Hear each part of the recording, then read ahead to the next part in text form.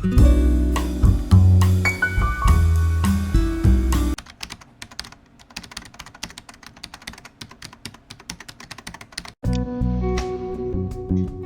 Viewers, আজ আমি আপনাদেরকে দেখাবো সিভিল 3D তে কিভাবে তীর সিম্বল অথবা তীর স্টাইল কিভাবে পরিবর্তন করা হয়।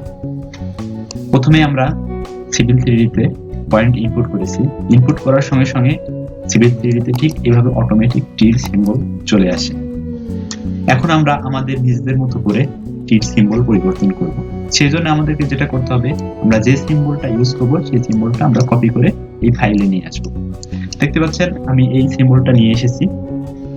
এটাকে আমরা প্রথমে ব্লক করে নিব। সেজন্য আমরা সিলেক্ট করে বি লিখে এন্টার দিলাম।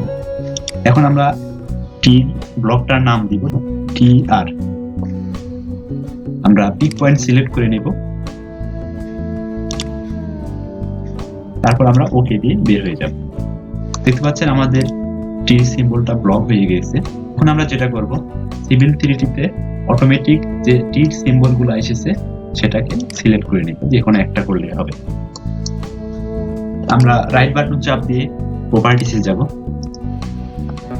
এখানে দেখতে পাচ্ছেন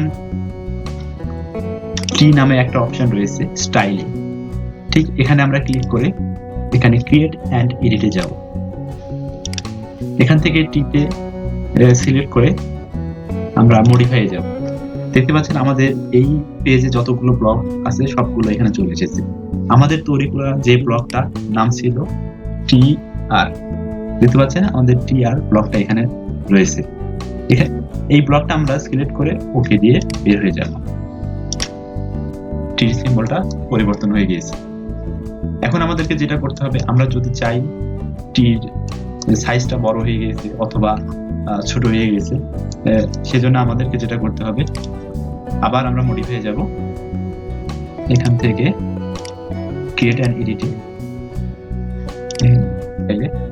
2.5 করে দিতে পারি, অথবা আমাদের যদি ছোট হয়ে থাকে তাহলে আমরা এখানে সাইজটা বড় করে দিতে পারি।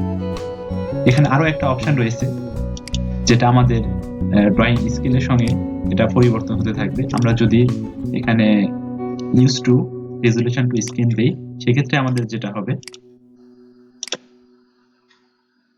দেখতে পাচ্ছেন কি সাইজটা পরিবর্তন হয়ে গেছে। বা এখন আমরা যেটা দেখাবো, আমরা আরইডি রিজেনারেট করে দেখাবো, অথবা একটু জুম আউট। দেখতে পাচ্ছেন আমাদের স্ক্রিনের সঙ্গে এটা সাইজটা পরিবর্তন হচ্ছে। সেজন্য ফিক্সড সাইজ যদি আমরা রাখতে চাই, সেজন্য আমাদেরকে যেটা করতে হবে, এখানে আমরা আবার মডিফাই গিয়ে ক্রিয়েট এন্ড এডিট, মডিফাই, এখান থেকে ইউজ টু ড্রয়িং স্কেল, এটা একদম ফিক্সড স্কেল হয়ে যাবে। আমরা অ্যাপ্লাই দিয়ে বের হয়ে যাব। দেখতে পাচ্ছেন ফিক্সড স্কেলে গোলগুলো চলে এসেছে। তো ধন্যবাদ ভিউয়ার্স, আজকে এ পর্যন্তই।